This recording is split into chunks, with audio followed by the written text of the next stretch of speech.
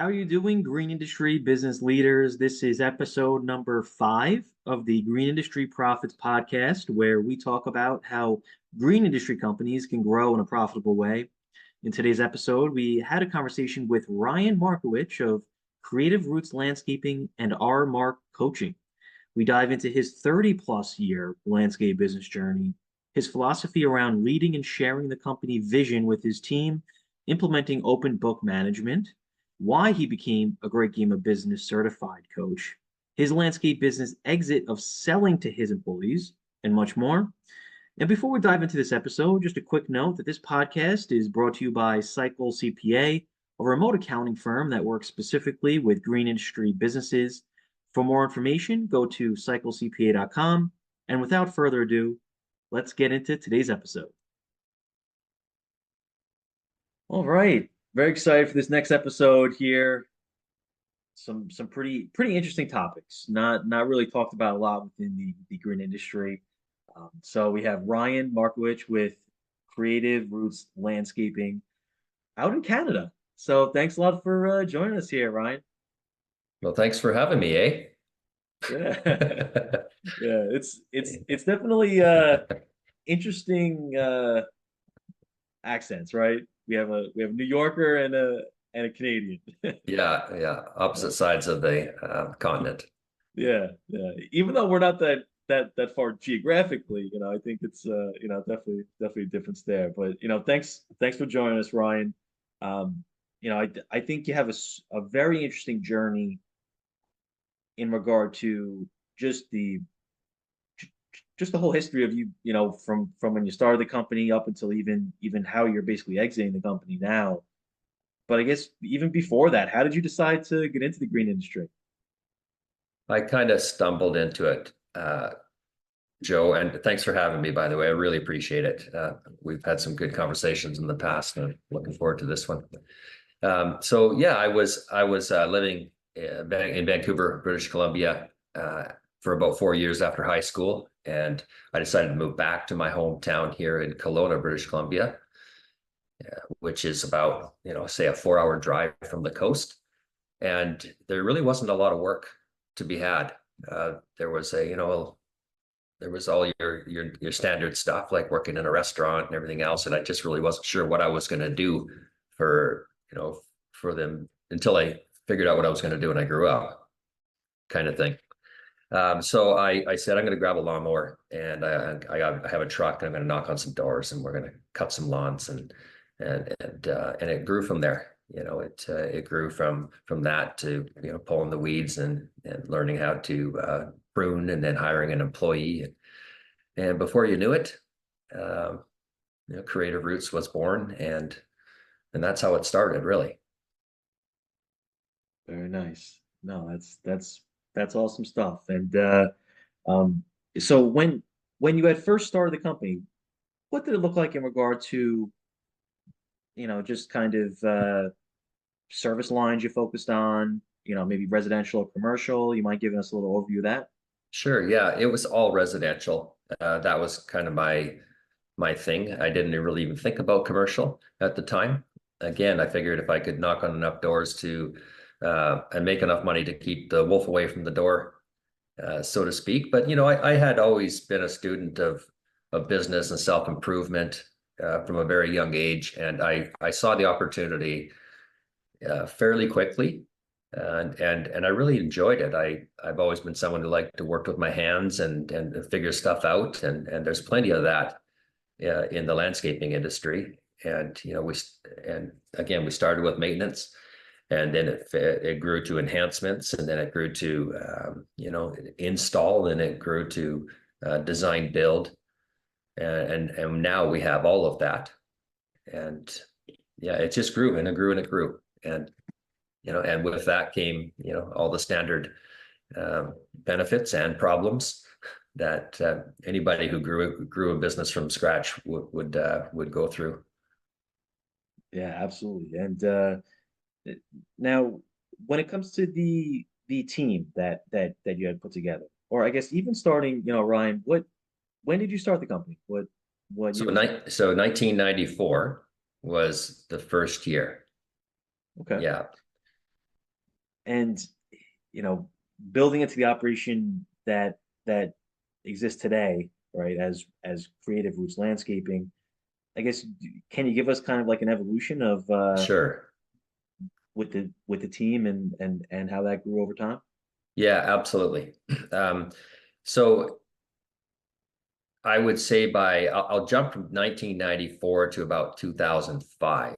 In that time period, I grew the company to about 20 employees, doing above a million. I think in 2005 we did about a million three in sales, and yeah, we had some good contracts. You know, the city was also evolving, and so was I, in the sense that, I wasn't just knocking on a standard track housing or communities that I thought were, um, I guess I was servicing at the beginning the ones I was capable of servicing. And as I grew my skills, so did my desire to offer a higher level of skill service to people. And and that was really challenging because, people who have luxury homes are more discerning. They will expect and are capable of paying for more. And through the whole process, I really realized that a business is nothing more than a promise delivery system. So, and I took that really seriously. So if I went out and made a promise to be there on a Saturday morning at 8 a.m. to do XYZ, I was there. If we promised to, you know, put, 12 inches of topsoil underneath the turf, we made sure we did that. If we if we came up with a landscape design that was, really creative and different from somebody else's, we wanted to make sure that they were telling all their friends, all the neighbors, and anybody else. And so we just really focused on the customer service and being as creative and different in offering the services as we could. Wow. No, I promise delivery system. I think that's a great breakdown of really what a business is supposed to do, right? Even from the sales process, right? And you know, trying to portray to the customer, okay, this is what we're going to handle, and then also just the delivery and the execution of that. So that's Yeah, well, and Joe, that's where a lot of, and in a very simple process breakdown in businesses is that, the salesperson sells something, and what is sold and the depth of that commitment is not portrayed to the people that are actually executing and installing. And that simple system can actually save a lot of headache. yeah. No, Yeah. that's a great point. Now, do you recommend, I guess, that communication between the sales team and the team in operations in the field, whether it comes down to communication, being part of team meetings, or just the approach, I guess, how do you recommend for that not to happen? Yeah. So yeah, regular communications are key, right? And having an established huddle system, a huddle rhythm, and knowing how to stay on track in those and is one thing. But I think it's based on a bigger outlook of trying to establish a team wide to as high a level as you can, what the overall vision, what the mission, what the purpose of the company is.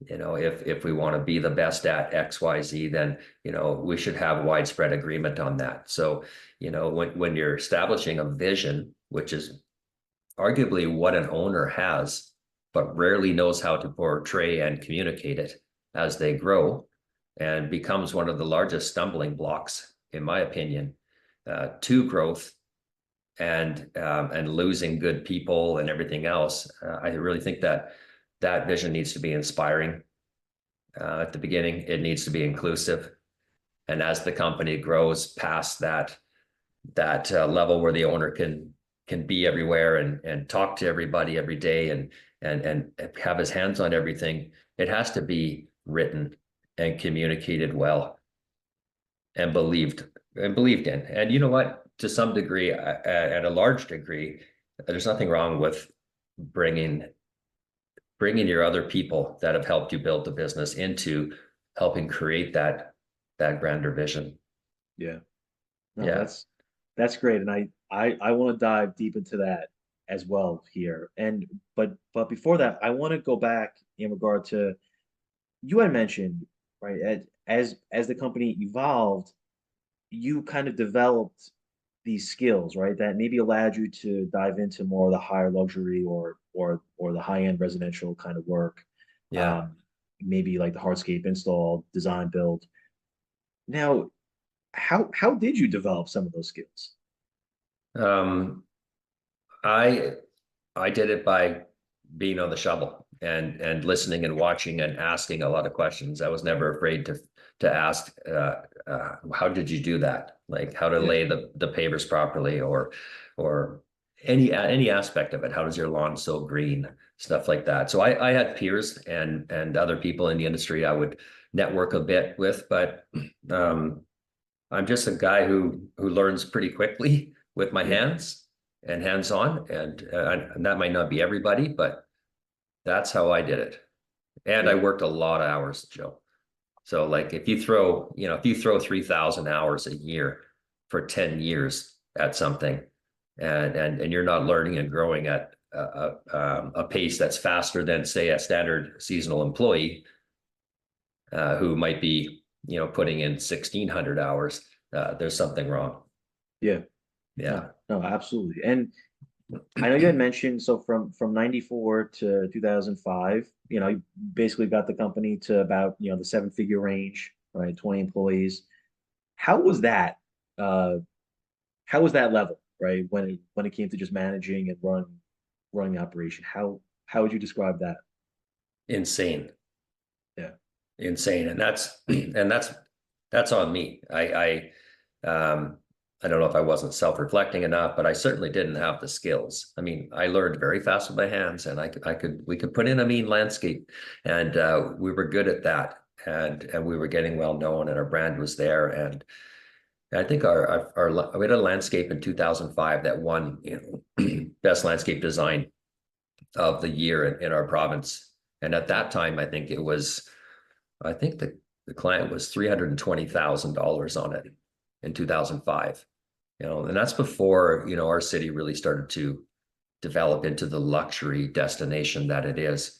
So we were doing some pretty cool stuff, but it was insane. I didn't know, we didn't have regular team meetings, and if we did, you know, they weren't as nearly as productive as they could be or should be. And I was working 18 hours a day, 7 days a week for sure. So I was, vibrating on all levels, so Yeah. to speak. So, anyways, I wasn't saying it, but I had some really good people with me, and I think those days it was a little easier at that time without what we have now for culture to find people that were interested in I would say following. I mean, the workforce is the same, and it's changed all at the same time, in my opinion. Yeah. Wow. Yeah. So And it was crazy for sure. yeah, and now from that point, I guess, did you maybe reach a breaking point or maybe just kind of like a realization of maybe there's another way to, basically run the company? Yeah. Well, good point, because there was several breaking points, and I had a good friend in Vancouver, still a dear friend of mine, who I would call for advice all the time. He was a great mentor to me, and he recommended I would call him for a shoulder to cry on, so to speak. And I think he would just humor me. He probably got tired of me doing it. And and basically the gist of it was, oh man, making plenty of money, but I can't do it. It's just I don't want to lose another employee, after I've trained them, and it's I can't work 18 hours a day anymore, or I probably could, but I'm only going to last another year type thing. And so at any rate, he recommended, he was in an EO group in Vancouver at the time, and he had recommended a couple books for us to read. I started with Mastering the Rockefeller Habits by Vern Harnish. And that was a good one. We bought a copy for everybody in the company, and each week's homework was to read one chapter. and we would have a meeting that just where we just sat and discussed it for 1 hour. We went to the dollar store. We had a horn, so if it got off track, we got to honk the horn, and all we were allowed to do was talk about that particular chapter. And sure enough, over time, yeah, the meeting started becoming more productive. We started kind of aligning on what it is we were trying to deliver to clients. We started, building a few processes and systems, and and we were making changes. We were actually learning how to work on the business and not just in it. And so, yeah, from there, I think it was Vern Harnish himself or the website that they had established said, the next logical step is kind of this great game of business. And I was like, oh, great game of business. What's that about? So I bought the book, I read it, and I said, man, this makes a lot of sense to me. And so I hopped on a plane, flew down to Springfield, Missouri, for a couple of days of kind of an interactive, get in the game workshop. And I saw it in first action, or I saw it in person, I should say, in action. And I said, if I can't run the company this way, I just don't want to run it. And so I've kind of, been drinking the Kool-Aid ever since. Yeah. So and if you don't know, the great game is kind of revolves around the notion of open book management. But it's more than just open book management and opening the finances. But let me ask you, Joe, if I tell you open book management, I'm sure you've heard that term before. What's the first thing that comes to your mind? So, basically, with open book management, I think it's just kind of sitting down with the team and having some sort of conversation regarding the financials of the company. Maybe how Yeah. it might relate to their performance. I guess I think that's what most people would probably define it as. Yeah, yeah, yeah, and yeah. Hey, you know what? And the finances are certainly a big aspect of it. Yeah, Um, but it's much bigger than that. I think when you really get into open book management, it goes beyond the discussions revolving around what's happened. yeah, So I would call that open book reporting, right? And that there's a huge difference there. And yeah, I think really at the heart of it, open book management is giving people the opportunity to participate in all that is business. Really understanding and getting in to help make decisions, but associated with that are is the notion that you are also responsible for what happens. And I think that's the big part of it is getting that accountability and that engagement from people. And how do you do that? And I don't imagine, and you can probably imagine that there's a good number of people out there that just need to be a part of something at a level where they're respected and they're taught and they're included, that would be able to participate on such a much higher level if they had that education and opportunity. absolutely. And Yeah. I heard you mention the term accountability, and even going back to the conversation and the items you had in regard to just vision of the company and making sure that everyone is kind of on board for some of those core things that the company, I guess, believes in. And as the leader of the company, being inspiring, right, leading the team, how do you balance that with holding holding the team accountable based on maybe the numbers or their performance? Um, I can't say I'm always inspiring. First, Joe, I screw up regularly like anyone else. I'm trying to live a perfectly imperfect life here, and I'm doing a damn good job of it. But um, I do not ever try to hold someone accountable. We really highly believe that people support what they help create, and that really is a huge core tenet of what the great game or open book management or just good business. You can call it whatever you want. You don't have to call it the great game. It just happens to be a name of a business that helps people understand how to do good business the way they did it. They just happened to pioneer, the whole concept and notion of open book management. So that's it's nothing. The name itself it's well, we can save that for another day. But I really feel that if people are helping create,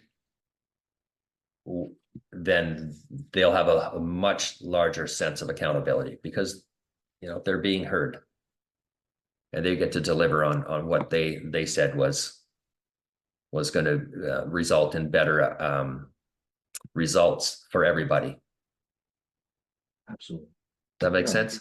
Yeah, yeah, Yeah. yeah, absolutely. It's kind of involving the team in, the creation of the different processes you have in place, or basically, instead of implementing something, making them kind of be a part of that whole journey, and probably getting more buy-in from, Yeah.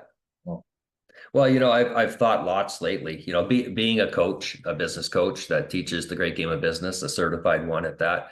Um, often, I'm thinking to myself, I wonder why more people don't do it. Like why, like what are the actual reasons? So, one is we're creatures of habit, and it's hard for people to make change regardless of the results they're getting. The other one might be there's a lot of noise. There's other operating systems out there as well. ZOS. There's scaling up. There's eMyth mastery. There's all sorts of things out there. One might be the fear. What happens if I show people my numbers? And I'm saying, well, they already assume your numbers are better than what they are, I'm sure, right? And so there's a lot of reasons, and for me, it's just been such a liberating and eye-opening and I can say almost heartwarming experience to bring people in at that level and see them get it and actually, make strides to, make this their career and learn more about business and connect the dots between being human and making money. I think that's really what's it's helped me. And then of course now I'm I've sold some of my company to some deserving employees. So that's been the next step.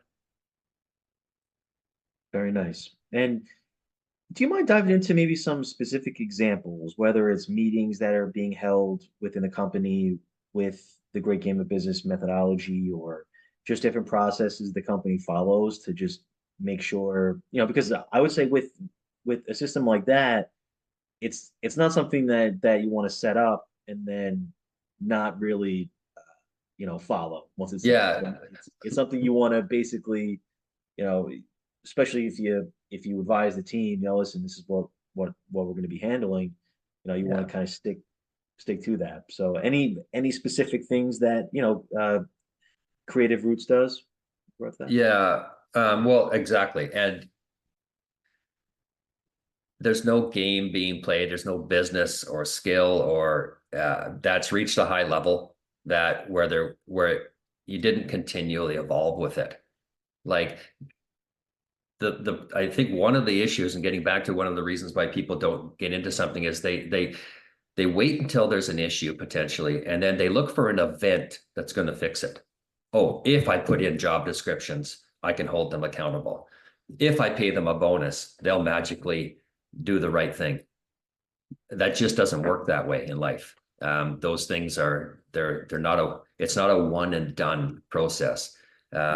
Implementing anything, new processes that change culture or how you install, a retaining wall, they take time and typically a little longer than you think it should. So I think the time to jump into that is sooner than later. But anyways, getting back to your question, Joe, yeah, we actually absolutely have a working on the business, Great Game of Business calendar, and that's an annual calendar.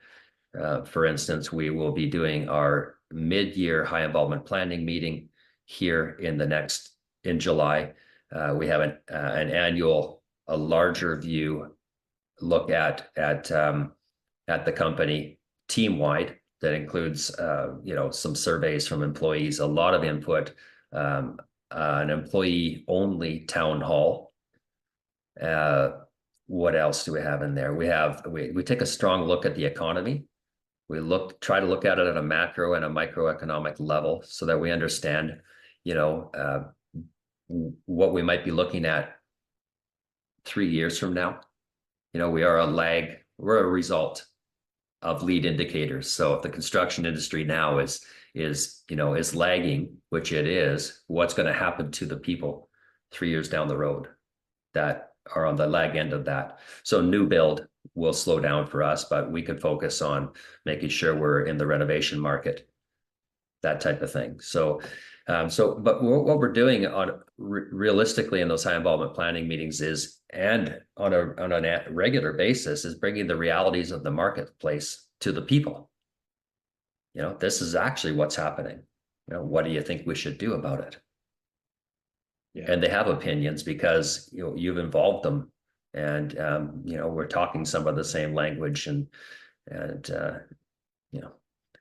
we're appealing to a higher level of intellect that way as well, as opposed to just getting them to sit and listen to you. Absolutely. Yeah. And having that set schedule definitely comes in handy, I would imagine, because throughout the year things get busy, right? And I think that's why it's important to have that structure.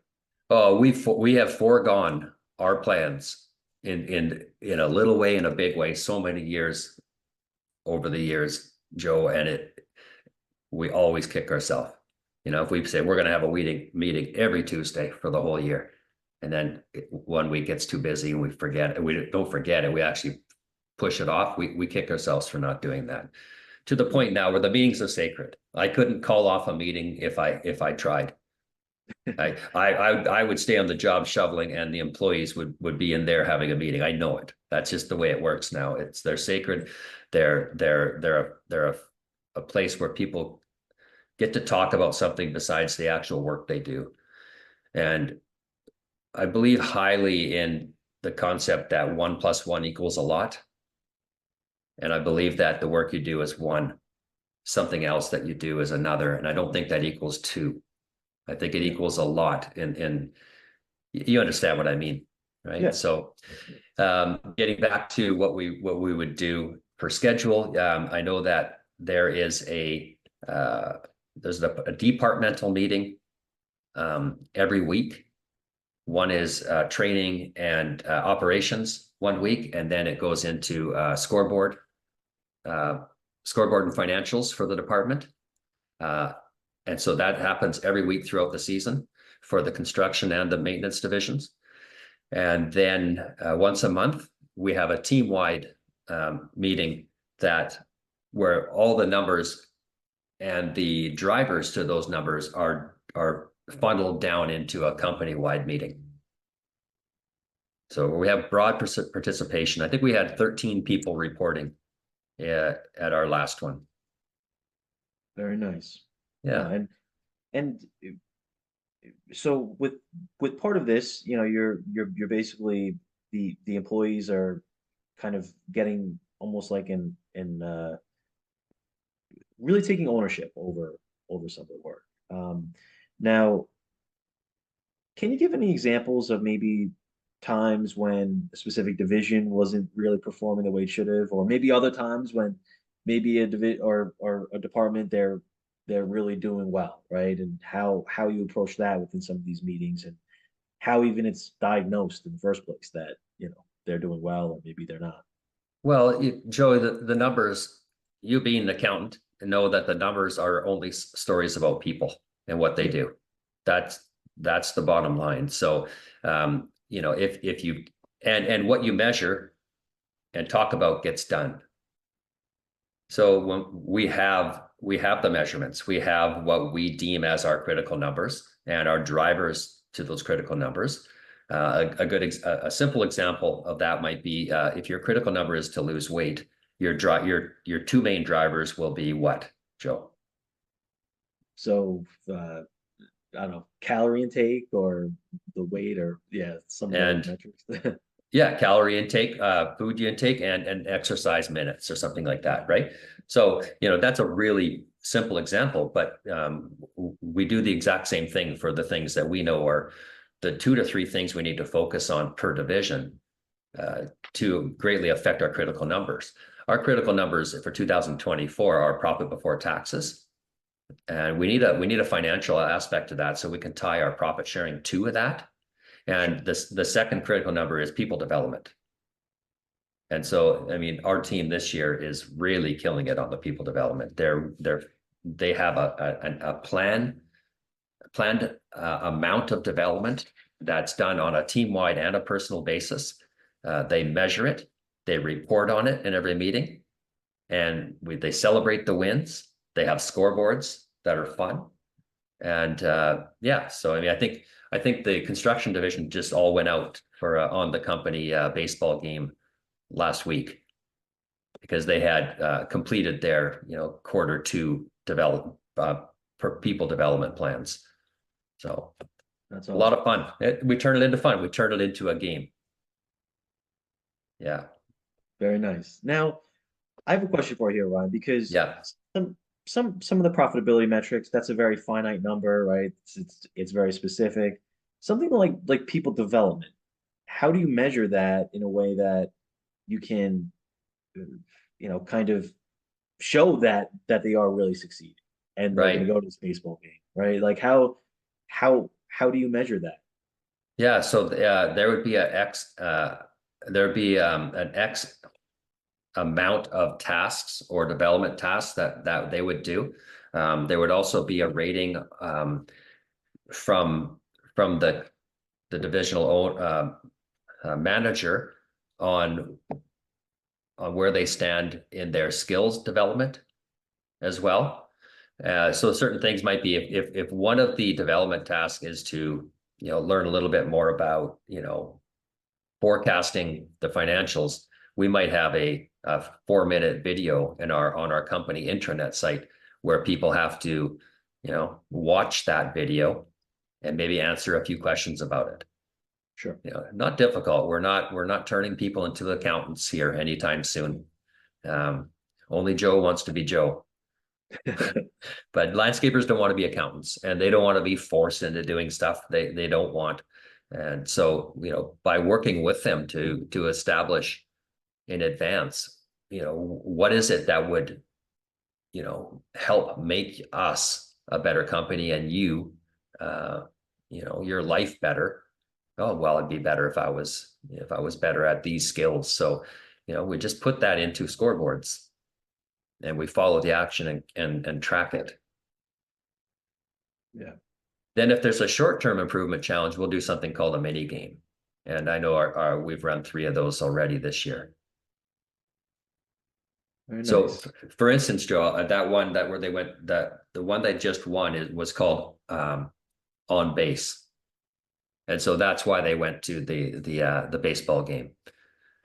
Very nice. Yeah. So does Awesome that stuff. help? Does that answer your Yes, question? yes, Yeah. yes, absolutely. Because I think um, there's other things that a company wants to accomplish that are not just revolved around, okay, this was the profit number, this is what we hit. There's things that need to happen in order to hit that profit number.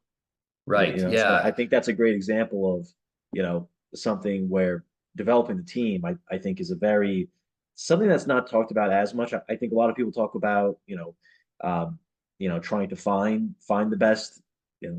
employees, but developing the team and growing internally, I think is such a huge opportunity. Well, I think it's the only way. I do 100% believe that the business is the new education. We're the new educators, 100%. And you got guys like Mark Bradley with LMN and Greenius who are putting a lot of very good effort into raising the standard and making this a trade where people will take it more seriously and be paid better and everything else. Yeah, Yeah, very nice. Now, Ryan, I have another question for you here. So, for when you had initially started to implement this, which is definitely a change, from yeah. not having something like this within a company, uh, when it comes to the great game of business and even open book management, what was the feedback from the team? Was there any pushback? I guess in those initial time periods. My because there's a learning curve. When I coach with other people, just based on my experiences, I said everybody that's sitting in the room, I tell the owner, everybody that's sitting in the room now won't be with you once this gets up and running. There are people out there who can't get past their past, and they will absolutely be finger pointers, and they don't really want to take accountability, even though they're typically the first people to try to hold someone else accountable. That's just the way life is. People have pasts, and they come from different situations in life, and they don't all have the skills to trust something that and something that's considered change.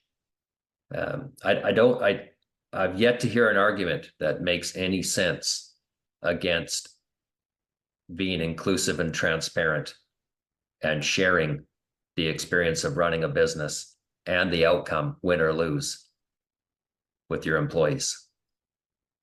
Sure. I'm not saying you can't run a good business another way. You absolutely can. There are businesses that arguably could be considered far more successful than mine out there that would never share the numbers.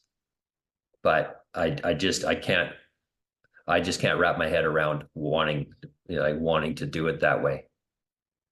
After having been open with my people and like I said, I'm transitioning out. I just announced my full retirement last week.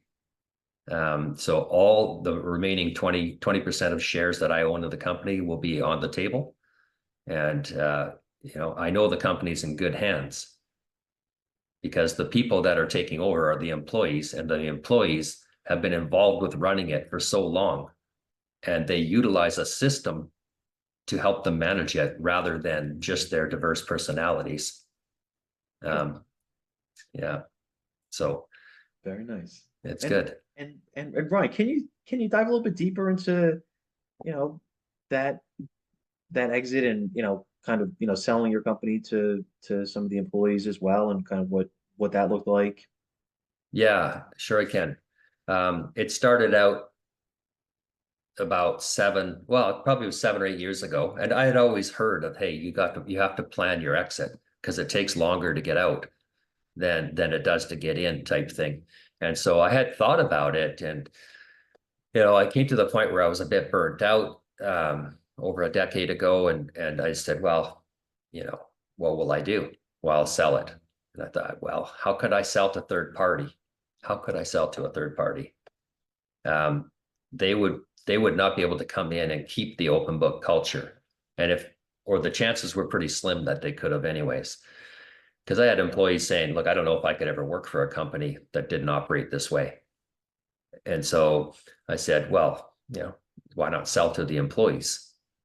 So I started down that path of figuring out, what would be fair, and how to structure it in a way that ensured that, that the company was the product, and the best interest of the company would always come first before the interest of one individual or a group of individuals. And so, yeah, that's been a really huge part of my personal education. I would argue and say that I didn't know my business until I tried to sell it. I didn't know it, but I knew one thing, that for it to be sustainable and for it to go on, and for me to have a transition that made sense and kept me happy and the people, that operating in an open book way sat at the very center of what I define as our culture. Absolutely. And now is the open book management and the great game, is that, would you say, separate from basically the decision that you made to sell to the employees? Or is that, because in my opinion, I mean, that kind of, I think the philosophy there is pretty similar in some regard. Yeah. So Um, I guess I'd probably stumbled across that just through reading the books because the Great Game of Business belongs to a parent company called SRC. It's a huge turnaround success story in American business history. Jack Stack is the CEO, and he has been for many years, coined and labeled as one of the smartest business strategists in America. That company is employee owned 100%. That's an ESOP, which is something you in the US would know more about than most people in Canada. We really haven't evolved in that on that front yet, although we are working toward employee government supported employee trusts and stuff like that. At any rate, and there's another company called Zingerman's in Ann Arbor, Michigan, who really kind of had a model that I was passionate about. And so our company's not big enough to go ESOP or anything like that. So we just kind of researched it.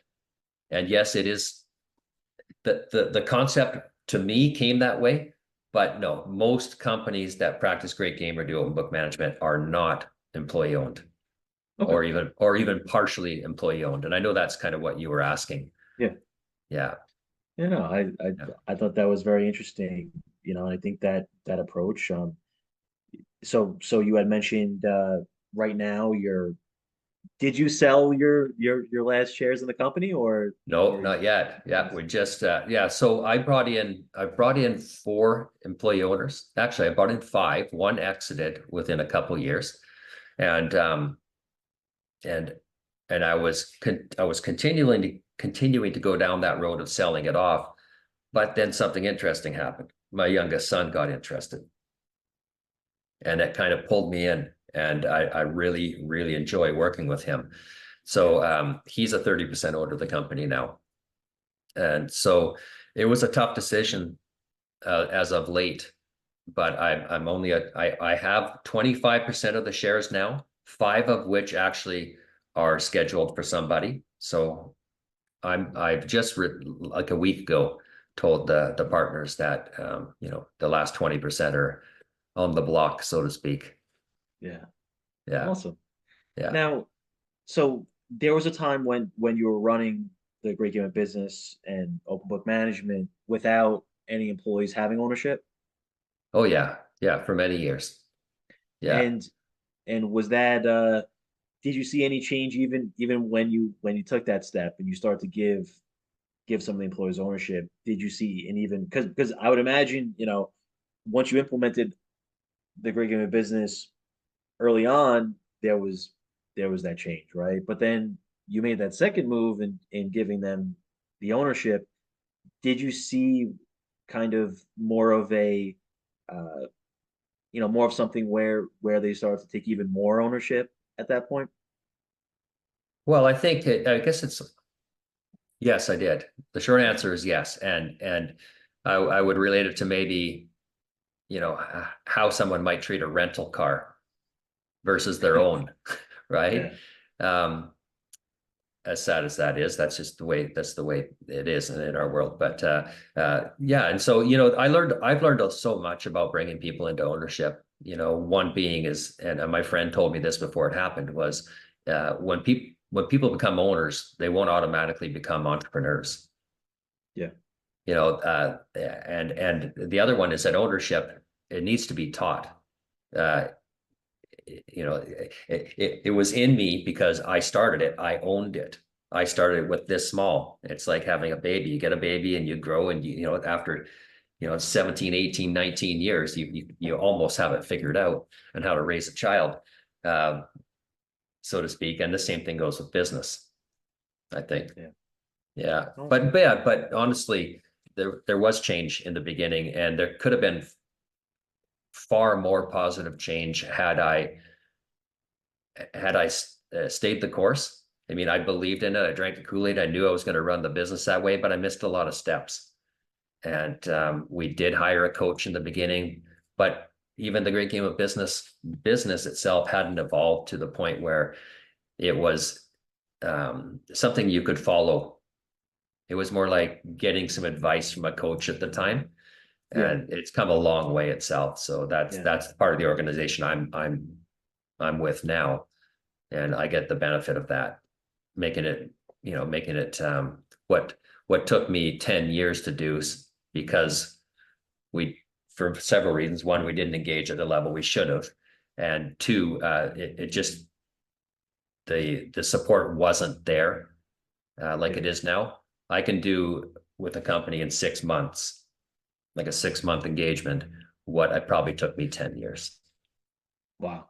Yeah. Yeah. And I think we're at Cycle CPA, we have the philosophy and the fact that, specializing within the green industry allows us to provide a better service at the end of the day, Mm. right? Now, and when I look at the great game business, right, and probably what you faced years ago, you know, versus now, you being, a landscape business owner, right, having experienced, you know, all aspects of really a business journey, you know, I think, and being within the great game of business itself, having that playbook, I think is something that could differ a lot, right, from other types of processes and programs that companies may kind of look into, right? And I think that you know I'm sure, I hope people were taking notes during this episode here, because it's definitely something that I think a lot of people could benefit from, Ryan, in regards to Yeah. following that process. Well, I appreciate that, and as you know, I've been trying to get you on board.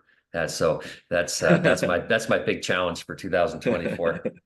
But and you're right. There are differences between us and operating systems, but there's a lot of similarities too. It's if you stick to any one of them, you're bound to make some pretty good leaps on the positive side.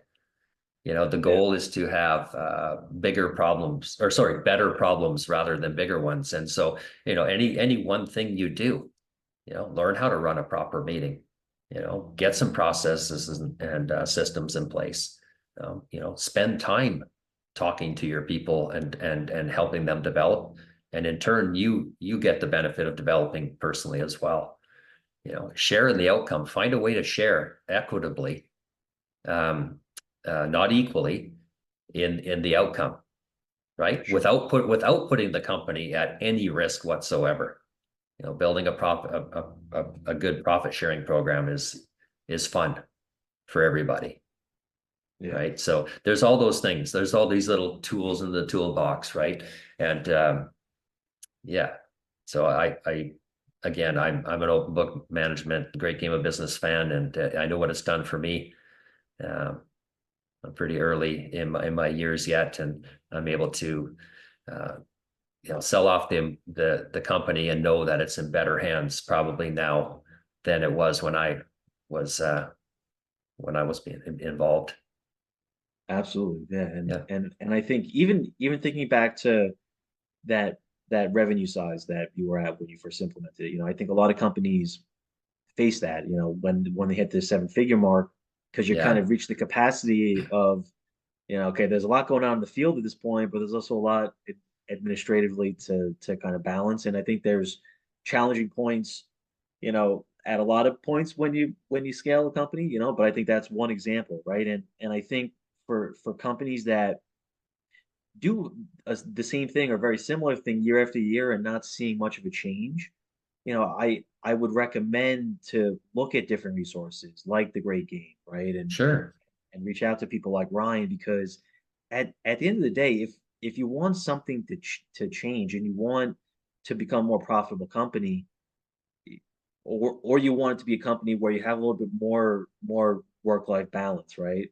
right, Whether, if that term really, truly exists, but sure it that's does. that's a whole nother discussion. Yeah, it might not be for me, but Yeah. yeah, no, but it certainly it does. And really, realistically, that business is there to serve you and serve Yeah. the people of all kinds. It's there to serve the vendors, the suppliers, the community, the clients, the employees, the owners. And so, if you do things with intention, if you intentionally have more fun, you're going to have more fun. If you intentionally focus on, making more, or less waste, in your business, you're going to have less waste. If you Yeah. intentionally focus on, people development, guess what? People are going to develop. And so, yeah, absolutely. I encourage anybody to reach out and talk to me. I promise it won't be um, a coaching and great game sales pitch. I just love talking business with people, and I know that if you do it right, you know who you become because of that is a big part of the reward. Yeah. The friendships and relationships and the money you make, all that stuff are just the upside of doing good business. Yeah. Absolutely, Ryan. And can you tell us a little bit about the specific coaching or program that you kind of have that's kind of geared towards this? Sure. Yeah. So I don't work with, a lot of people at one time. My goal is, 2 to 3 companies at any one time. A typical engagement would last 6 months because it takes time to put something into your business. And I realize 100% that you still got to do business, while you're making change. And we don't want to just run in there and say everything's wrong and abandon everything you have. Yeah. So, if I were to work with, say, Cycle CPA, we would gather a bunch of information. I would come on site with you guys, and I'd work probably for 2 days, what we call an initial on site. And we go through kind of a big orientation and get things kicked off. And then we would work remotely for an hour to 2 hours a week for about the balance of 12 weeks. And that would be the first step. That's design the game. The second step would be another 12 weeks, play the game. And by that end of that first 12 weeks, you have scoreboards up, you've established your critical number, your budget's in place, and you've got a plan that people are going to go out and play with. So, and then we play for another 12 weeks. That's a 6-month engagement. And if I'm still providing value beyond that, and I know I can, we can go a lot deeper into the game. We can take it from, pee-wee hockey to the rep hockey to the, semi-pro to the pro. And you can just keep on growing with the game and take it as far as you want, really. Very nice, Ryan. And what's the best way people can reach out to you? Yeah, you could email me, Ryan at rmark. That's rmark.ca.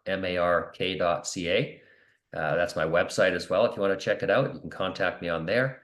You could shoot me a text if you wanted to. 250-826-6250 is my number. And yeah, it'd be good to talk to more people who are interested in making a change to better the lives of themselves and the people that they're working with.